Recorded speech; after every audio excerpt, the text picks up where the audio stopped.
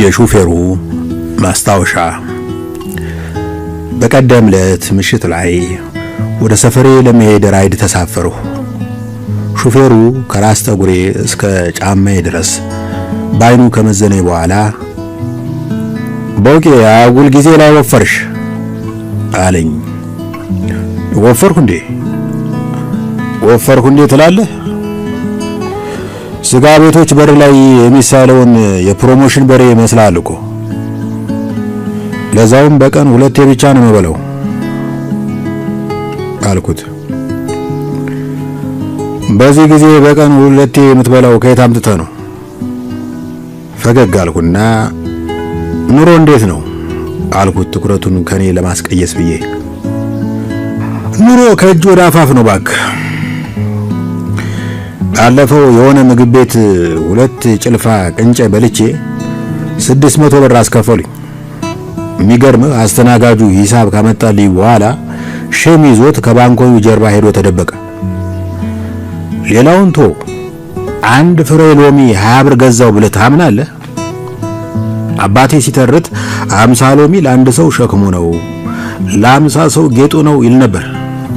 አባ አሁን 50 ሎሚ ለአንድ ሰው ኢንቨስትመንት ነው። ደግሞ የድሮ ሎሚ ብትመጠው ካንሰር ይፈውሳል፣ የተነፋ ሆድ ያስተነፍሳል። የጥምቀት ቀን ብትወረውረው ሚስት ያመጣልሃል። የዘንድሮ ሎሚ በውድ ገዝተህም ብትጨምቀው እንደ ወንድ ጡት ነው፣ ጠብ የሚል ነገር የለውም። ይገርማል አልኩት። በጣም ሰው ደግሞ ኑሮ ነው መሰል ወደ ባሻ ሆኗል። አንድ ጓደኛ አለኝ፣ የደከመች ላዳ አለችው። ከዛች ትንሽ መኪና ውስጥ የሚወጣውን ጭስ ብታየው፣ ይሄ አየር ላይ ያለው ኮርኔስ ምን ነበር ስሙ? ኦዞን መሸንቆር ብቻ ሳይሆን ኦዘን ይገነጥላል። እሱ መኪናዋን ባስነሳ ቁጥር የኛ ሰፈር የተቃጠለ ከተማ ነው የሚመስለው። እና ይሄ ጓደኛዬ የታክሲው ግንባር ላይ ባርክልኝ የሚል ጥቅስ ለጥፎባታል። አንድ ቀን ጠጋ አልሁና ስማ ባርክልኝ ከማለት ተካልኝ ማለት አይሻልም አልኩት። አሁን ያስከፋል በሞቴ። በጣም ስለደበረው በአንዴ ስራና ሰፈር ቀየረ። ትንሽ እንደተጓጓዝን ሾፌሩ ወጉን ቀጠለ። ከተማው እንደምታየው እየታደሰ ነው። መዲናይቱ ሽብርቅ ብላ የስዕለት ጃንጥላ መስላለች። ነዋሪውን ደግሞ ስትሾፈው እንደ ዜሮ አምፖል ፍዝዝ ብሏል። ከተማይቱን እንዲህ በምሽት ስታያት የክሪስማስ ዛፍ ታስንቃለች። ግን ቤት ለቤት ስትገባ መብራትና ውሃ የለም። ዘንድሮ መብራትና ውሃ የጎዳና ተዳዳሪ ሆነዋል ማለት ይቻላል። ትናንት ይገርማል፣ መብራት ከ2 ቀን በኋላ መጣ። የሰፈሩ ልጆች ብለው በደስታ ጮሁ።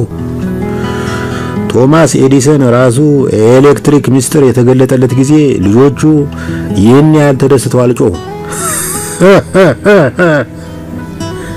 ሾፌሩ በራሱ ጭውት ከሳቀ በኋላ ቀጠለ።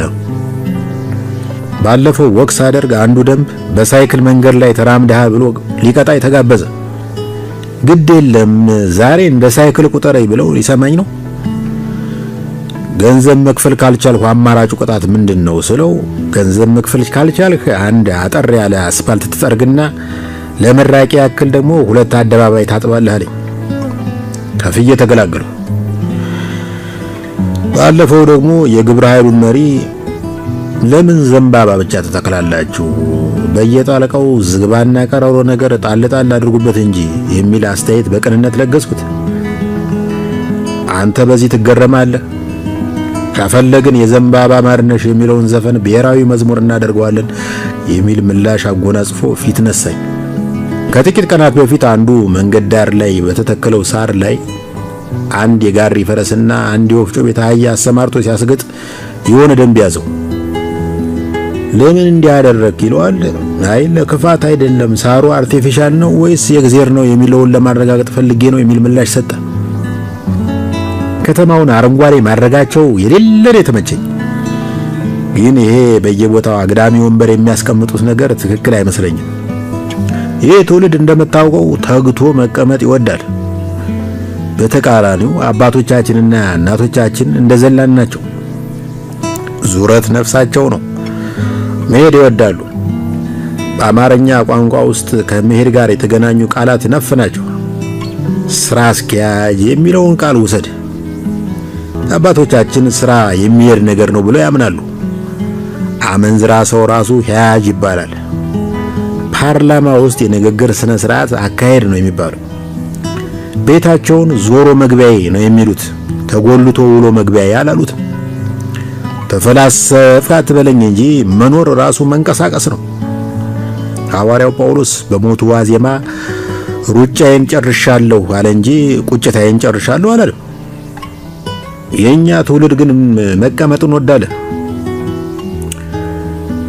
በዚህ የመቀመጥ ባህላችን ላይ የስማርትፎንና በሰዓት የማይከፈልበት አግዳሚ ወንበር ተጨምሮበት አስበው። ባለፈው እዚህ አዲስ የተሰራው የእግረኛ መንገድ ዳር የማይተዋወቁ ሰዎች ተጨናንቀው ተቀምጠው አግዳሚ ወንበሩን የህንድ ባቡር አስመስለውታል። የከተማው አስተዳደር ቀስ ብሎ ስተት እንደፈጸመ ሲገባው ለረጅም ጊዜ የሚቀመጡ ነዋሪዎችን የሚበትን ግብረ ኃይል ማቋቋም አይቀርም። አለበለዚያ የአግዳሚ ወንበሩ እግር ስር ጉንዳን ማርባት ይኖርበታል። ቀጠለና እና ኑሮ እንዴት ነው አለኝ። መኖር ደግ ነው።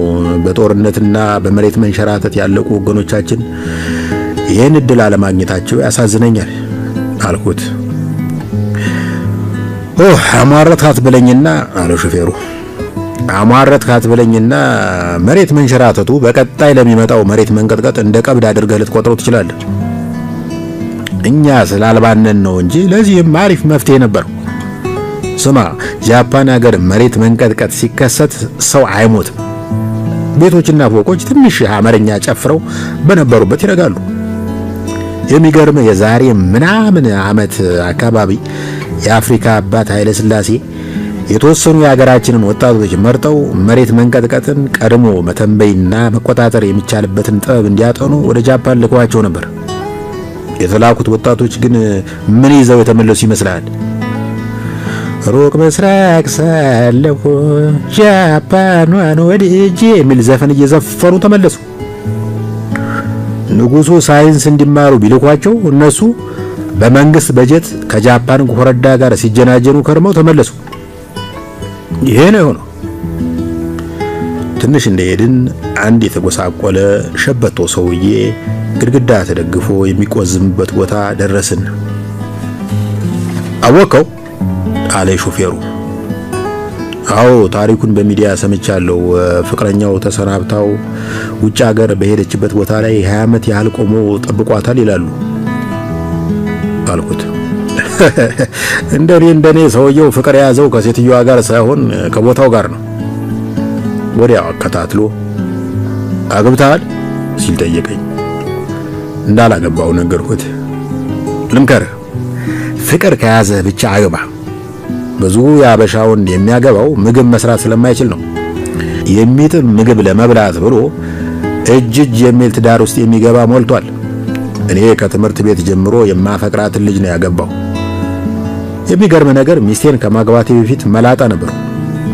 አሁን ጸጉሬ እንደ አለማያ ሐይቅ ወደ ነበረበት ተመልሷል። የምርህ ነው? ተገርሜ የጠየቁት። አባቴ ይሙት መላጣ ቢሉ ዝም ብሎ መላጣ እንዳይመስል። የሆነ የድሮ ጳውሎስ ኞኞ መጽሐፍ ላይ እንዳነበብኩት በጥንት ጊዜ አሺለስ የተባለ የግሪክ ጸሐፊ ነበር። ጸሐፊ መላጣ ነው። አንድ ቀን እንደዚህ ተቀምጦ ፀሐይ ይሞቃል። ከበላዩ ደግሞ የሆነ ንስር አሞራ በመበረር ላይ ነበር። ንስር አሞራው ኤሊ አድኖ በጥፍሮቹ ይዞ ነበር። ልክ እኛ ቅልጥም በልተን መቅኔውን ለመምጠጥ አጥንቱን እንደምንሰብረው ንስሩ ኤሊውን ፈጥፍጦ ዱለት ለማድረግ አለት ፍለጋ ቁልቁል ሲያማትር የአሺለስን መላጣ ይሾፋል። የተወለወለ አለት ስለመሰለው አነጣጥሮ ኤሊውን ቁልቁል ለቀቀው። ተረፈ አልኩት። አዎ ኤሊው ተረፈ። አሺለስ ግን አናቱ ተፈጥፍቶ እችን ዓለም ተሰናበተ። እና ምን ልልህ ነው፣ እኔ ንስር አይደለም ድሮን የሚያሳስት መላጣ ነበረኝ። ትዳር ከመሰረቱ በኋላ ግን እንደገና አቀመቀምሁ እላለሁ። በፍቅር ላይ የተመሰረተ ትዳር ይህን ያህል ተአምር ይሰራል። ድንገት የትራፊክ ፖሊስ አስቆመን። ምን አጠፋው ጌታዬ?